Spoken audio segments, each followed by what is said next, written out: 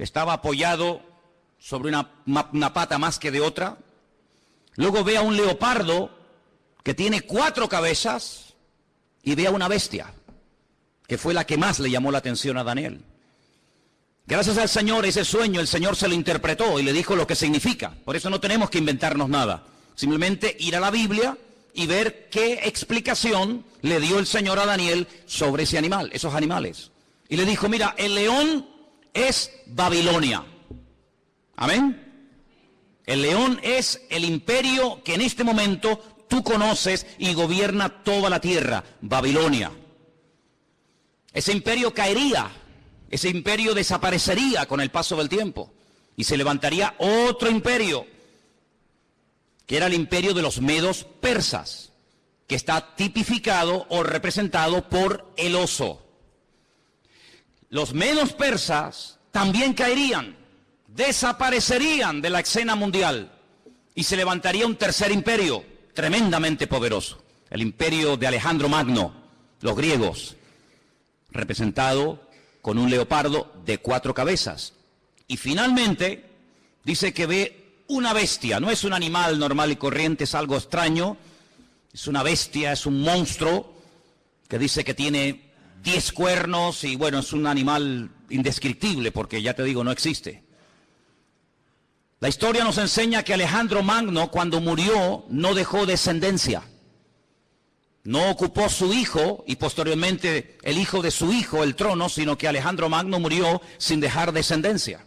Algunos dicen que era homosexual y que nunca se casó y tuvo hijos. Su imperio, que era un imperio enorme, que se extendió por todas partes del mundo conocido, cuando él muere, se divide en 4 pedazos. Y 4 de sus generales más conocidos, Casandro, Lisimaco, Teleuco y Ptolomeo, se apoderaron de lo que antiguamente fue un solo reino, pero que ahora son 4. Y cada uno toma posesión de uno de estos pedazos. Así que sabemos que el león es Babilonia, el oso son los persas o los iraníes, y el leopardo era Grecia. ¿Y qué es lo que está diciendo el Señor a Juan en Apocalipsis capítulo 3? Que cuando aparezca en la escena mundial este hombre, que vamos a llamarlo el anticristo, va a tener de todo un poco. Su apariencia, su aspecto va a ser el de un leopardo, es decir, el de un griego. Cuando él se mueve, se comporta, toma decisiones, se actúa, dice que actuará como un oso, es decir, como un persa. Pero dice que cuando abre la boca y hable, se va a comportar como un león, como un babilónico. Claro, hay que ir a la historia y analizar y estudiar cómo eran esos pueblos. Porque aunque eran todos imperios terribles y paganos y idólatras y despiadados, hay características de unos que otros no tienen. Por ejemplo, los griegos le dieron mucha importancia al aspecto físico, al hedonismo, al vivir bien, al pegarte la gran vida. Pero cuidado, no eran ateos. Los griegos no eran ateos.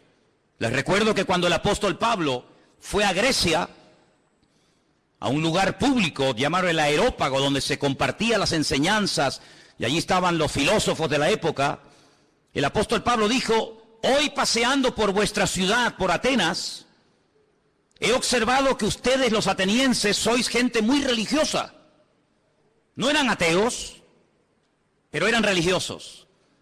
Dice que al apóstol Pablo le llamó la atención que vio un altar donde no había ninguna imagen, pero había una inscripción que decía al Dios no conocido. Es decir, por si acaso nos hemos olvidado de reverenciar o de adorar a un Dios que no sabemos cómo es, le ponemos una inscripción para que no se sienta ofendido. Luego, una de las características de los griegos era que le daban mucha importancia a la cultura, a la filosofía, a los deportes. Ellos fueron los inventores, los creadores de las Olimpiadas. Ellos le daban mucha importancia al aspecto físico. Llenaron toda Jerusalén y el mundo conocido de antaño de gimnasios. Le daban mucha importancia al culturismo, al aspecto físico. Pero también eran personas que tenían grandes problemas con la lujuria. La mayoría de ellos eran bisexuales, le gustaban tanto los hombres como las mujeres. Eran personas que no tenían ningún tipo de escrúpulos, eran personas que no tenían ningún tipo de moral, eran personas que le daban rienda suelta a cualquier impulso de la carne, con tal de que te sientas bien, lo puedes hacer. ¿Quieres ser homosexual y eso te hace sentir bien? Adelante. ¿Quieres ser cualquier otra cosa? Adelante. En otras palabras, no te reprimas. No tengas ningún recato, ningún principio moral o espiritual, sino rienda suelta a los impulsos. El anticristo será así. El anticristo no será un ateo, pero será una persona, un libertino, una persona que le dará igual lo que sea, con tal de que la gente se sienta contenta y feliz. Por eso dice que su aspecto, su forma de ser, es como la de un griego, una persona que le da lugar a la carne, al hedonismo. Pero dice que cuando actúa como un oso, como un persa. Y hermano, es interesante notar porque el imperio persa siempre tuvo algo muy interesante entre ellos, y es que siempre tenían una intención de expandir su territorio. Saben que desde hace muchos años ha estado mareando la perdiz los persas, Irán, pero una de las cosas que quieren es, siempre lo han querido y lo han dicho y no lo han ocultado, es la destrucción y aniquilación total y absoluta del Estado de Israel. Israel ha amenazado en varias ocasiones a Irán porque sabe que están construyendo armamento nuclear, no con fines, digamos, científicos, sino con fines militares. Irán recientemente dijo, si somos atacados por Israel, tenemos en este momento 80.000 misiles apuntando a la ciudad de Jerusalén y la destruiremos en cuestión de minutos, es lo que ellos dicen. Por lo tanto, aunque aparentemente es una persona pacífica y educada y con una cultura tremenda, por otra parte, en su corazón es una persona que le gusta la guerra. Dice la Biblia, recuerden, la semana pasada cuando hablamos de este personaje, dice que él cambia de religión. Dice que al Dios de sus padres lo deja de adorar y comienza a adorar a Alá Maozín, al Dios de las fortalezas o al Dios de la guerra. Es una de las características del anticristo. No es un ateo, pero es una persona que utiliza lo espiritual, lo religioso, para fundarse en esa fuerza espiritual que da, por así decirlo, la religión, y emprender guerras. Todos sabemos que muchas guerras se han emprendido, y las que faltan, en nombre de Dios o en nombre de la religión. Los protestantes han matado gente, los católicos han matado a gente. No hay ni una sola religión que no esté manchada de sangre. Todos han utilizado el nombre de Dios.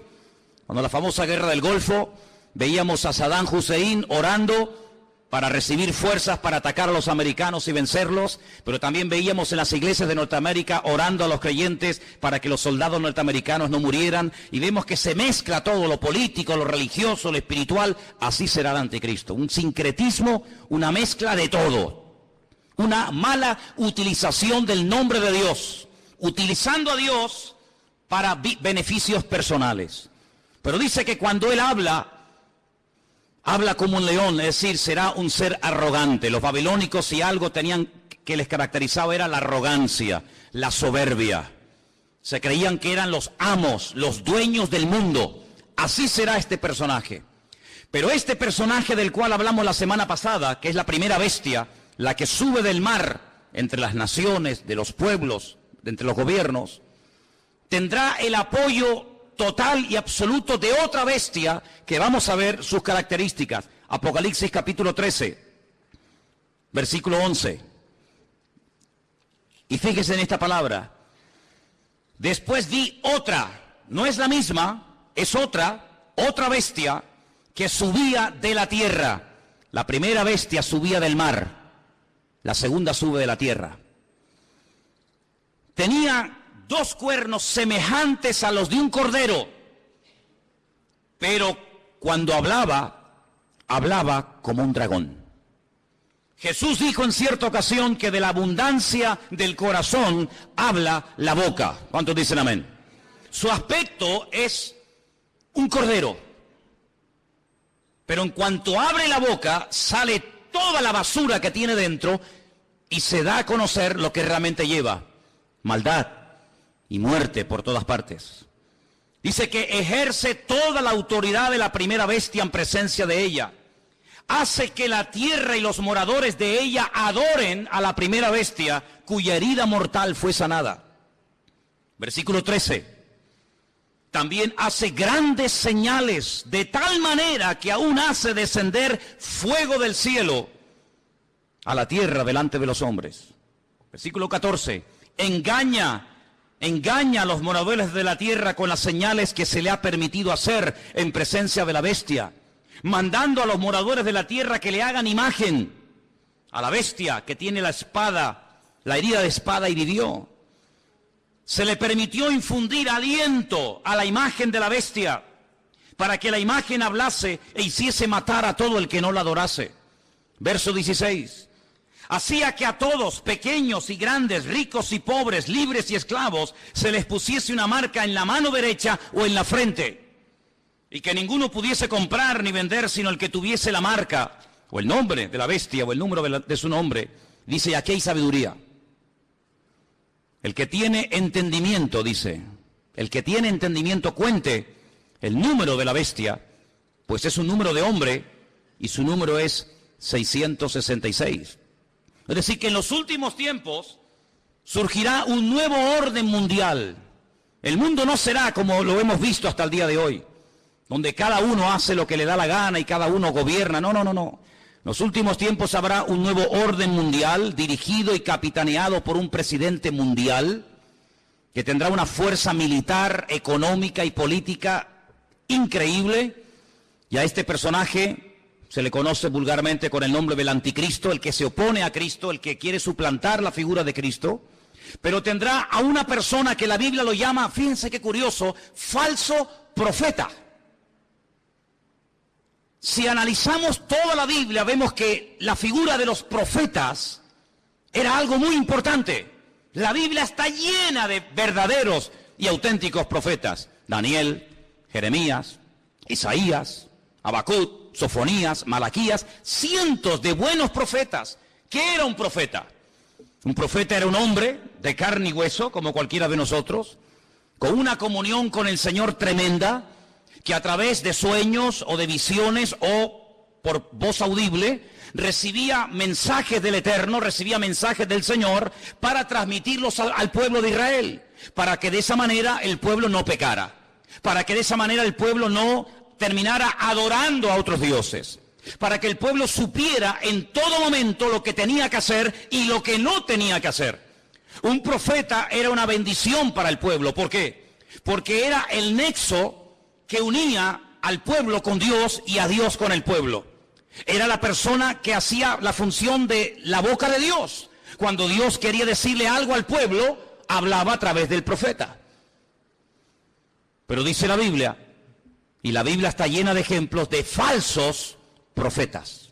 Hay capítulos enteros en Jeremías, en Ezequiel y otros libros que nos hablan acerca del daño tremendo que hacían los falsos profetas. Por ejemplo, la Biblia dice que cuando las tropas del rey Nabucodonosor habían rodeado la ciudad de Jerusalén, había falsos profetas que decían, tranquilos, no pasa nada, no se preocupen, vamos a ganar la guerra. Nabucodonosor va a ser derrotado, se va a cansar y se va a marchar a su tierra. Vienen tiempos de paz, vienen tiempos de abundancia, vienen tiempos de prosperidad, pero había uno llamado Jeremías, que era el verdadero profeta y decía, no les crean, les están mintiendo, es mentira, no viene paz, viene guerra, el enemigo no se va a ir, nos va a destruir, nos va a destruir la ciudad, nos va a quemar el templo, va a matar a nuestros jóvenes. Siempre hubieron falsos profetas que engañaban al pueblo, siempre había falsos profetas que venían supuestamente en nombre de Dios, y la gente lógicamente en muchas ocasiones le hacía más caso y prestaba más atención a los falsos profetas que a los verdaderos profetas. ¿Por qué? Porque el falso profeta decía lo que el pueblo quería oír. El verdadero profeta muchas veces iba en contra de la voluntad del pueblo. Por eso a la mayoría de los profetas los terminaban matando. ¿No dijo el Señor, Jerusalén, Jerusalén, que matas a los profetas y apedreas a los que yo te envío? ¿Cuántas veces quise juntar a mis hijos como la gallina junta sus polluelos y no quisisteis? La ciudad de Jerusalén pasó a la historia como una ciudad que mataba a los profetas. Porque los profetas confrontaban, los profetas hablaban claro, los profetas no eran aplaudidos, eran gente odiada, era gente que muchas veces tenía que vivir totalmente dependiendo del Señor porque los querían matar, los querían torturar y querían taparles la boca a cualquier precio. Y curiosamente dice la Biblia que el anticristo tendrá el apoyo incondicional de un hombre que no va a ser un político, recuerda eso.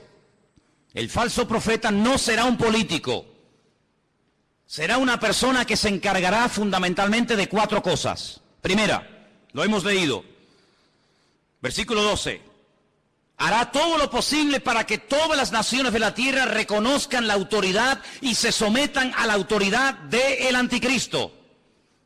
Es decir, no atrae la gente hacia sí mismo, sino que atrae la gente hacia el anticristo. Es decir, será en relaciones públicas del anticristo, el que le hará la publicidad, la propaganda, el que irá por los platós de televisión, por las emisoras de radio, el que dará todo tipo de ruedas de prensa y de respuestas a las naciones, presentando a este hombre como la alternativa real y genuina que el mundo necesita. Les puedo asegurar que será conocido en todas partes de la tierra. Un hombre carismático, un hombre que sabrá llevarse bien con los árabes, con los judíos, con los musulmanes, con los católicos, con los evangélicos, con los ateos, con todo el mundo. Un hombre con un don de palabra extraordinario y un hombre que lo que pretende es desviar la atención de la gente hacia el Dios vivo y verdadero y llevarlos a la ruina, diciéndole a la gente, este hombre es lo que el mundo necesita. Este hombre es el que va a solucionar los problemas de la crisis, del paro, los problemas económicos, los problemas entre palestinos y judíos. Este lo va a solucionar todo. Primera función del falso profeta. Segunda, versículo 13, también hará grandes señales. La Biblia no dice qué tipo de señales hará, pero curiosamente menciona una que es tremendamente poderosa. Y dice que hará descender fuego del cielo a la tierra delante de los hombres. Solamente hubo un hombre en toda la historia de la humanidad que en un momento oró y cayó fuego del cielo, demostrando que el Dios que él adoraba y honraba era el verdadero Dios, y era el profeta Elías. En el Monte Carmelo, dice la Biblia que allí hubo una confrontación del mundo de las tinieblas contra el mundo espiritual, contra el mundo del Señor. Y el profeta Elías dijo, la respuesta no tiene que ser a través de un sueño, la respuesta no será a través de una visión, a través de un ángel, sino la respuesta tiene que ser algo contundente y visible a kilómetros. Y allí en lo alto de ese monte en el que hemos estado en cantidad de ocasiones, desde donde se tiene una perspectiva de una zona geográfica muy grande de Israel, allí él oró y dice que descendió fuego del cielo y 400 profetas falsos de Baal fueron degollados en aquel día. Nunca más nadie ha hecho eso. Bueno, perdón. Una vez unos hermanos en el Nuevo Testamento, cuando fueron a entrar a una ciudad a evangelizarla, a hablar del Señor, y no los quisieron oír, le dijeron al Señor, Señor, ¿nos das permiso para que oremos y caiga fuego del cielo y los destruya a todos? Y el Señor les dijo, no, queridos, yo no he venido a eso. Monarjes, hijos del trueno. No les dio autorización para que oraran, para que cayera fuego del cielo. Pero en los últimos tiempos habrá un hombre que por un poder satánico, por una unción falsa, pero poderosa al fin y al cabo, dice que tendrá la capacidad de sorprender a las naciones haciendo caer fuego del cielo. Será una de las muchas señales que este hombre haga. Así que primero intenta llevar a la gente al anticristo. Segundo, hará grandes señales. Tercero, versículo 14. Engañará a los moradores de la tierra con las señales que se le ha permitido hacer. Jesús dijo en Mateo capítulo 24, hoy se ha leído este capítulo aquí en el púlpito. En Mateo capítulo 24 dice que cuando Jesús salía del templo de Jerusalén, los discípulos le dijeron, Señor, observa, qué templo tan hermoso tenemos. Un templo maravilloso, es una maravilla para nosotros los judíos tener un templo tan bonito en nuestra ciudad de Jerusalén. Jesús les dijo, no quedará piedra sobre piedra que no sea destruida. Cuando ellos cruzan el torrente de Cedrón y se van al monte de los Olivos, allí 4 de sus discípulos, 4 solamente, le dicen: Señor, ¿cómo? ¿Cuándo? ¿Cómo que va a ser nuestro templo destruido? Dinos, ¿qué señal habrá de tu venida y del fin del siglo? Y el Señor les da un mensaje tremendo que les animo a que lo vuelvan a leer en casa. Mateo 24, también lo tienen en Lucas 21. Y una de las cosas que repite reiteradamente el Señor es esta: mirad que nadie os engañe. ¿Cuántos dicen amén? Que nadie os engañe. Y curiosamente dice: porque vendrán falsos cristos. ¿Qué significa la palabra Cristo? Tanto que la utilizamos los cristianos, tenemos que saber lo que significa, ¿no? Viene de la palabra hebrea Mashiach, que significa ungido. Vendrán muchos falsos ungidos. Eso es lo que está diciendo. No solamente personas que dirán, que yo soy el Mesías, sino vendrán vividores, farsantes, personas que utilizando el púlpito de las congregaciones, personas que utilizando medios de comunicación como la radio, la televisión, etcétera, engañarán a muchísimas personas, utilizando tal vez la manipulación, utilizando tal vez los problemas físicos, emocionales o espirituales de la gente. Dice, y a muchos engañarán. Pero el Señor dice, mirad que nadie os engañe, porque no solamente vendrán falsos ungidos, sino también dice falsos profetas. ¿Qué es un profeta? Un profeta es un predicador, ¿sí o no? Es uno que predica, es uno que proclama un mensaje, en este caso un mensaje bíblico, un mensaje de Dios. Dice, pues vendrán falsos predicadores. Y usted dice, pero hermano, ¿sabes lo que estás diciendo? Totalmente. Y ya han comenzado a proliferar por todas partes del mundo. Falsos predicadores, falsos evangelistas, falsos maestros, falsos profetas, que incluso a veces con milagros o con señales llegan a seducir y a engañar a la gente. Y no es algo nuevo, lo estamos viendo de hace 10 años a esta parte, en todas partes del mundo. Pero en los últimos tiempos habrá una persona que será el máximo exponente del engaño y de la mentira, que la Biblia lo llama el falso profeta. ¿Y qué podemos hacer los cristianos? ¿Tenemos la obligación de creer todo lo que los pastores dicen? ¿Tenemos la obligación de creer todo lo que la gente predica en un púlpito? Rotundamente no. La Biblia nos enseña que cuando una persona proclama el Evangelio, y más cuando una persona se llama o se autodenomina profeta, la congregación, la audiencia, el pueblo que escucha el mensaje, tiene que filtrar, tiene que analizar, tiene que escudriñar si lo que este hombre está diciendo es palabra de Dios o es falso. No se puede decir amén a cualquier enseñanza, hermanos. Yo soy vuestro pastor hace 14 años en esta iglesia. Pero el día que yo me aparte del Evangelio, el día que yo me aparte de la verdad, el día que yo les enseñe algo falso, no me crean, no vengan más a este lugar. Porque la Biblia nos enseña que la oveja tiene la obligación de rumiar la comida antes de tragársela. ¿No hablamos hace poco de una de las características de las ovejas? ¿Sí o no? ¿Y cuál es una de las características de la oveja? Que es un animal rumiante. ¿Y qué es un rumiante? Un animal que primero mastica, mueve la comida, la saborea, la prueba, y luego después de haberla masticado bien, se la traga. Y esa es una de las características que tenía que tener un animal limpio para poder ser ingerido.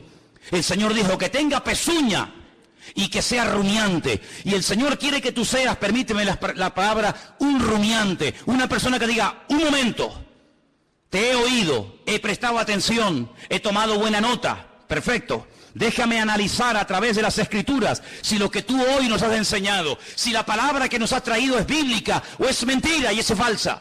Dice la Biblia que cuando Pablo fue a la ciudad de Berea, ¿os acordáis? Dice que los judíos de la ciudad de Berea escucharon a Pablo durante varias semanas, durante varios días de reposo en la sinagoga, compartir la palabra. Pero dice que eran gente más noble que los de Tesalónica. ¿Por qué dice la Biblia que los judíos de Berea eran diferentes a los judíos de Tesalónica? Dice, porque ellos comprobaban cada día en las Escrituras si las enseñanzas que el apóstol Pablo le daba a la congregación eran palabra de Dios o no eran palabra de Dios. ¿Cuántos dicen amén? Por lo tanto, hermanos, yo siempre les he animado, siempre les he dicho, y lo seguiré diciendo cada día, que ustedes tienen la obligación de escudriñar las Escrituras, de conocer la palabra de Dios, de no tragarse todo lo que oigan, de no tragarse todo lo que vean y oigan en internet, de no decir amén a todo, de no abrir su corazón a cualquier ministerio, de no dejarse ministrar por cualquier persona que aparentemente tiene palabra, hace milagros, señales y prodigios, pero alto, la Biblia nos enseña que el falso profeta no solamente será un tremendo predicador, un tremendo orador increíble, sino que además será una persona que su ministerio, entre comillas, estará caracterizado por señales, milagros y prodigios.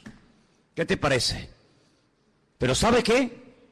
En el versículo 13 dice que este hombre hará grandes señales, grandes señales. Usted tiene que prestar atención a esas señales. ¿Por qué? Porque no toda señal es evidencia de que le está dando gloria y honra al Señor y que esa unción viene de parte del Señor si no sabe Dios de dónde viene. El falso profeta se diferencia del anticristo en tres cosas muy importantes. Primero, su procedencia es diferente. El mundo de la política produce, permítame la expresión, la política produce, es el terreno donde se levanta el anticristo. El falso profeta no se levanta del mundo de la política. El falso profeta se mueve en el terreno religioso, en el terreno espiritual. ¿Se han dado cuenta que en los últimos años ha habido muchos intentos por tener una religión? Lo intentó la New Age, la nueva era, lo ha intentado el Vaticano en múltiples ocasiones con las famosas reuniones ecuménicas. Los Bahá'í ya propusieron hace muchos años haber una religión mundial, porque fíjense qué curioso, este continente en el que vivimos, el continente europeo, en dos ocasiones se ha enfrentado a muerte un país contra otro. ¿Sí o no? Primera Guerra Mundial, Segunda Guerra Mundial, unos contra otros, millones de muertos, ciudades arrasadas completamente, familias destruidas. Europa quedó totalmente en ruinas. Pero eso ya pasó a la historia. Antes los que se peleaban, ahora son amigos. Ahora comen juntos. Ahora hacen negocios juntos. Ahora se venden los productos unos a otros. Luego ya no estamos en un tiempo de guerra en Europa. Estamos, entre comillas, en un tiempo de paz. Ya no nos peleamos unos contra otros, ¿ve? Porque en una guerra todos pierden. Ahora nos unimos en una unidad política y económica y donde tenemos todos en común una misma moneda. ¿Sí o no? Usted puede viajar por Europa, por muchos países, y no tiene que cambiar en un país la moneda, en otro la otra, sino que con una misma moneda se puede mover. Ya no hay fronteras. ¿Se acuerdan cuando viajamos por Europa? Ya no hay fronteras. Puedes pasar de un país a otro prácticamente ya, a cualquier hora puedes pasar de un país a otro. Pero falta una unidad. Sí, hay una unidad militar, hay una unidad política, hay una unidad económica, pero no hay una unidad espiritual. El anticristo, a través del falso profeta, una de las cosas que tratará de mover en el mundo es que la gente llegue a la conclusión de que no es bueno que haya tantas religiones, sino que lo mejor es que haya una religión donde todos se sientan a gusto. Ya hace años están tratando de crear el Crislam. El Crislam, quieren unir el Islam con el cristianismo. En muchas congregaciones evangélicas, ya la palabra Jehová o la palabra Yahvé o la palabra el Eterno o la palabra Dios ha desaparecido. Ya hay una nueva versión circulando de la Biblia en muchas iglesias evangélicas del mundo donde aparece la palabra Alá. En el principio creó Alá los cielos y la tierra. Alá lo que estamos diciendo. En otras palabras, para llevarnos bien, quitemos la palabra Dios, pongamos la palabra Alá. Hay muchas Biblias donde han quitado la palabra sangre. Es increíble cómo puede haber instituciones evangélicas que han quitado la palabra sangre de la Biblia, porque es una palabra que no es una palabra que choca o es una palabra muy fuerte. Amados hermanos, vienen tiempos de cambios como ustedes no se pueden ni imaginar. Vienen tiempos en los que no solamente lo económico cambiará de una forma tremenda, sino lo espiritual cambiará de una forma que ustedes no se pueden ni imaginar. Ahora quiero leerles un versículo que se encuentra en Apocalipsis 16:13, donde dice que el falso profeta y el anticristo harán algo que muchas veces no se menciona. Y vamos a leerlo. Apocalipsis 16, versículo 13. Y dice así: vi salir de la boca del dragón, Satanás, de la boca de la bestia, el anticristo, y de la boca del falso profeta, 3 espíritus inmundos a manera de ranas. Son espíritus de demonios que hacen señales y van a los reyes de la tierra en todo el mundo para reunirlos a la batalla de aquel gran día del Dios Todopoderoso. Una de las cosas que el mundo tiene que conocer y ustedes, hermanos, tienen que saber, porque la Biblia lo profetiza con cientos y miles de años de antelación. Cuando te pregunta la gente, ¿y tú crees que habrá una tercera guerra mundial? ¿Crees que otra vez el mundo volverá a enfrentarse y a matarse y a pelear los unos contra los otros? Y yo te digo, no te quepa la menor duda. La pregunta no es si se van a pelear, la pregunta es ¿por qué tardan tanto en enfrentarse los unos contra los otros? El mundo se está convirtiendo en un caldo de cultivo donde la violencia y la agresividad será algo normal. Miren los colegios, hermanos. Hay muchos colegios en los Estados Unidos que es un peligro, porque cuántos niños, cuántas docenas de jóvenes han entrado armados a un colegio y han asesinado a cantidad de compañeros. Amados hermanos, la violencia va a ser una de las características de los últimos tiempos. Habrá violencia en la sociedad, violencia en el tráfico, violencia en las iglesias, violencia en los parlamentos, violencia por todas partes. El Señor Jesucristo dijo que Él vendría, pero antes de que Él viniera, los tiempos en los cuales viviríamos serían como los días de Noé. Y cuando uno observa la generación en la que le tocó vivir a Noé, no era una sociedad pacífica. Cuidado, era una sociedad tremendamente avanzada para la época en la que vivía. Fijaros lo que querían construir.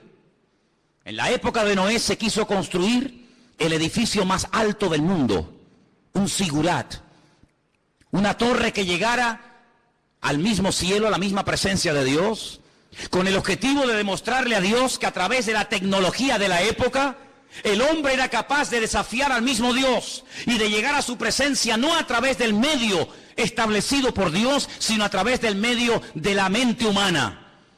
La tecnología puesta al servicio del mal. ¿Piensan ustedes que el anticristo y el falso profeta no echará mano de la tecnología de la época para engañar y meterse en miles y en miles y en millones de hogares? No les quepa la menor duda. No les quepa la menor duda.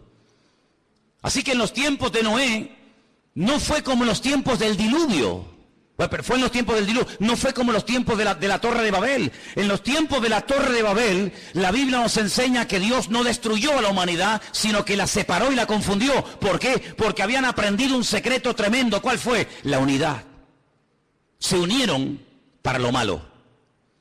Sin embargo, en el tiempo del diluvio, se mataban los unos a los otros. El anticristo sabe perfectamente que la unidad tiene un poder tremendo. Por eso él lo que intenta es unir religiones, unir filosofías, unir diferentes estilos de vida para llevar a este mundo a la ruina y a la destrucción total. Una de las cosas que el hombre ha intentado y lo está consiguiendo desde los tiempos de la Edad Media es desterrar la palabra Dios, la palabra Biblia del vocabulario del ser humano. Hoy en día se oye hablar muy poco de Dios, muy poco de Biblia. ¿Por qué? Porque los hombres a lo largo de la historia han intentado destruirse los unos a los otros. Pero el objetivo final del diablo es destruir a Dios, quitar a Dios del vocabulario de la gente. ¿Y qué es lo que hace el falso profeta? Levantar al anticristo para que lo adoren a él. Y no es la primera vez que un hombre reclama honra y gloria para sí mismo.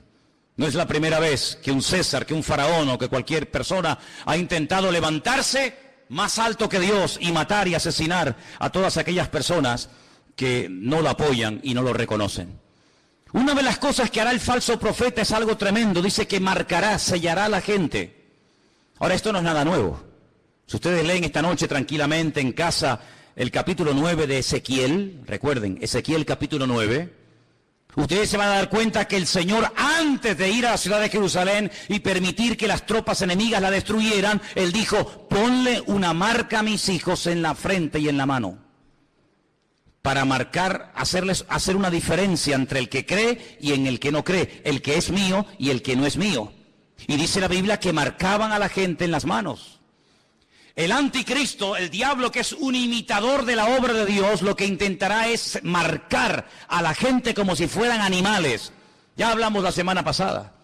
de ese famoso microchip. Un sistema muy interesante, muy moderno, que intentará facilitarle la vida a la gente, sobre todo a la hora de comprar, a la hora de vender, a la hora de viajar, no perder el dinero, tener en todo momento encima tuyo todos tus datos económicos, tus datos de vacunas, etcétera, etcétera. Ese microchip ya existe, no es una ciencia ficción. Los animales, los perros, me imagino que en Suiza será igual. Aquí es obligatorio que los animales tienen que llevar un chip. Y si un animal se pierde con una máquina, el doctor, el veterinario, sabe en todo momento cómo se llama ese animal, si está vacunado, dónde vive, cómo se llama su dueño, etcétera, etcétera. Pues lo que empezó con los animales, terminará con el ser humano. Porque para el diablo los seres humanos son como animales. Por eso la famosa teoría de la evolución equipara y nivela al hombre al nivel de la bestia. En la famosa Constitución Europea, creada, diseñada y escrita por el famoso Jacques Chirac, jefe de toda la masonería europea, él puso al mismo nivel a un animal que a un hombre, de tal manera que si un hombre quiere casarse con un perro, con un gato, con una vaca o con cualquier animal, lo puede hacer. ¿Por qué? Porque al fin y al cabo todos somos animales. Sin embargo, desde el punto de vista bíblico, Dios dignifica a la raza humana por encima del animal. ¿Cuántos dicen amén? El animal está para servir al hombre, no el hombre para servir a la bestia. Pero en los últimos tiempos Satanás intenta marcar a los hombres como si fueran animales. Y les cierra las posibilidades de poder comprar, de poder vender, de poder buscarse la vida si no te dejas marcar. Pero esa marca, esa especie de microchip indeleble, invisible, que no molesta, que está ahí dentro y ni te enteras que está, también permite en todo momento tener a la población mundial localizada en cualquier parte donde se encuentre. Así de claro. Dice que este microchip está alimentado por una pequeña pila de litio, de tal manera que si la persona en un momento determinado decide quitárselo y lo toca y lo abre, se envenena la sangre por esa sustancia. Pero en todo momento esa persona está localizada y ya en muchos lugares gente multimillonaria y personas importantes están poniendo esa especie de marca de microchip interno en su piel. ¿Para qué? Para estar localizados en caso de que sean secuestrados y que en cualquier momento los puedan localizar. Sí, suena como ciencia ficción, ¿verdad? Suena como algo de Steven Spielberg, ¿no? Suena como algo que tú dices, pero esto es una cosa increíble. Vuelvo a hacerles la pregunta que les hice el domingo pasado.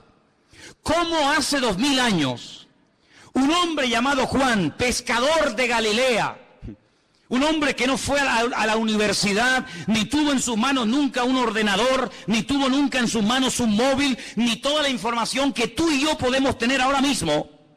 ¿Cómo es posible que este hombre nos dé unos datos de la civilización de los últimos tiempos de una forma increíble, hasta el punto que hay momentos en los que él llora escribiendo el libro del Apocalipsis, viendo lo que se avecina y viendo lo que viene?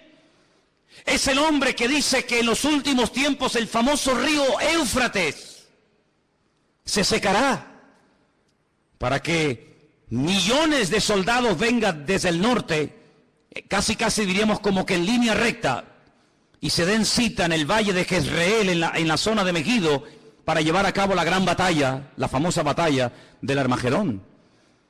Sabemos que en el punto de mira hay un pequeño pueblo que tiene 22.000 kilómetros cuadrados. Un pueblo que ha sido el pueblo más odiado, más perseguido de toda la historia de la humanidad. Y es el pueblo de Israel. Así de claro. Dios decidió que su hijo naciera en una pequeña aldea insignificante de Israel llamada Betlehem, la casa del pan. Belén la conocemos nosotros. Dios decidió que su hijo naciera y viviera en ese pequeño país, que allí predicara, que allí sanara a los enfermos, que allí demostrara lo que era y a lo que vino, que allí lo mataran, que allí resucitara, que allí ascendiera y que allí volverá otra vez por segunda vez, según la palabra de Dios. Y sabemos que los tiempos se acortan. La Biblia dice que los últimos tiempos tendrán que ser acortados. Porque si el Señor no acorta los tiempos, la maldad llegará a un nivel, a una envergadura de tal magnitud, que dice que nadie podría salvarse aunque quisiera. Por eso, amados hermanos, tenemos que doblar la guardia como iglesia. Tenemos que meternos en las páginas de la Biblia.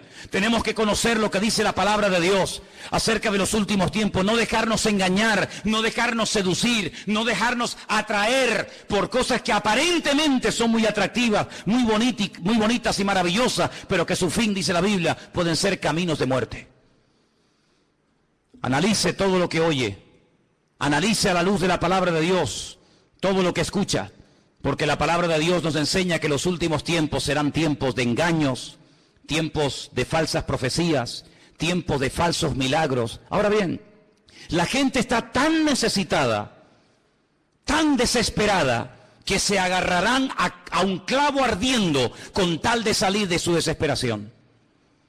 Nunca olvidaré cuando una persona enferma me dijo, si yo supiera en este momento que el diablo me puede sanar, le entregaría mi vida a él. Así me lo dijo. El diablo va a utilizar los problemas sociales, los problemas físicos, los problemas económicos de las familias.